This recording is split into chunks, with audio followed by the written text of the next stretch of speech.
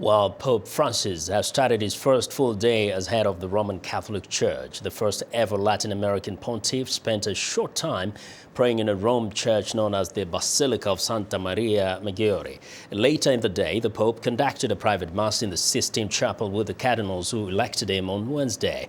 He plans to meet soon with his predecessor, Pope Benedict, who stepped down last month and is staying at the papal summer home outside Rome. Benedict is now known as Pope Emeritus. Pope Francis, formerly Jorge Bergoglio of Argentina, is the first Jesuit to be elected to the position and the first Pope to take the name Francis. Leaders from around the world have been sending their congratulations to the new Pope, who will officially be installed Tuesday. Our coverage continues now with Ramon Taylor of VOA's Latin American division. He joins us now by Skype from Rome. Welcome, Ramon. Thank you, Vincent. Now, can you share with us what has been the reaction at the Vatican City on the second day?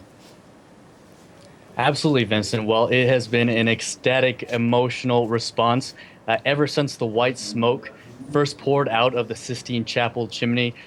You could see people rushing from their homes, from their offices, out of the public transport, filling the St. Peter's Square. And in a moment's time, in about 20, 30 minutes, you saw what was already a large crowd of maybe 20, 30,000 people filled to its full capacity of almost or about 100,000 people. So it's been a very exciting moment for them. And then what was even more exciting was when Pope Francis was named, when he first appeared on the balcony.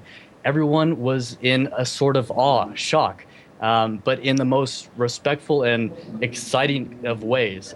Everyone expected either an Italian pope. There are many contenders, but Pope or Cardinal Bergoglio was not even considered by many pundits to be a front runner. So when his name was announced, the first Latin American pope and the first pope elected outside of Europe in almost a thousand years. Yeah. This was an exciting moment for everyone, and almost just a noise of a wow moment for everyone right. to finally see this. And really surprising, because I remember yesterday we didn't even mention his name. But now, what has been the conversation even prior to this is, what does he bring to that office? And what are people saying about those qualities that they expect him to bring to the church?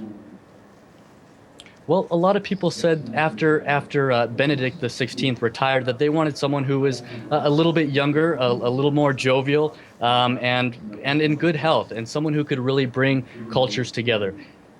A lot of people, I would say, agree that this is the right man for the job in terms of his humbleness, and that's the characteristic that a lot of people are speaking of in reference to the new Pope Francis. He's 76 years old. He'll be 77 in December. So he's certainly not young, but from many reports, he is in good health, and he has a history of being able to connect with the poor, and in particularly in third world countries, really sort of bridge that gap between rich and poor, and so a lot of people hope that he will have those sort of qualities of a shepherd. Okay, after the initial excitement and festivities, what does Pope Francis kind of face as challenges now, being a new leader of the Catholic Church? Yes, well, the Catholic Church faces many obstacles currently, and this was a discussion among all of the cardinals during the congregational meetings before the conclave began. They knew that the Catholic Church faced many scandals regarding the Vatileaks scandal of last year, in which there were alleged reports of corruption, as well as child abuse scandals regarding many priests throughout the world as well. And so they wanted someone who could be able to seem as an outsider and not being involved in those scandals, but also be able to sort of bring a strong voice in confronting those issues. And it seems that this was the man for the job for them. Now, very quickly, what are your personal impressions of the entire process now that you've been there?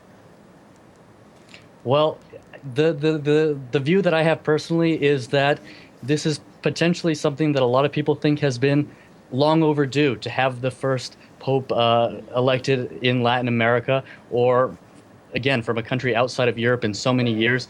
Now, for many reports suggest that in 2005 he was actually the voted second, or very close to becoming Pope Are we running out of time? All right. Yeah, we're kind of run out of time. Thank you very much, Ramon. Ramon Taylor is Voice of America's Latin American division reporter who is there in Rome.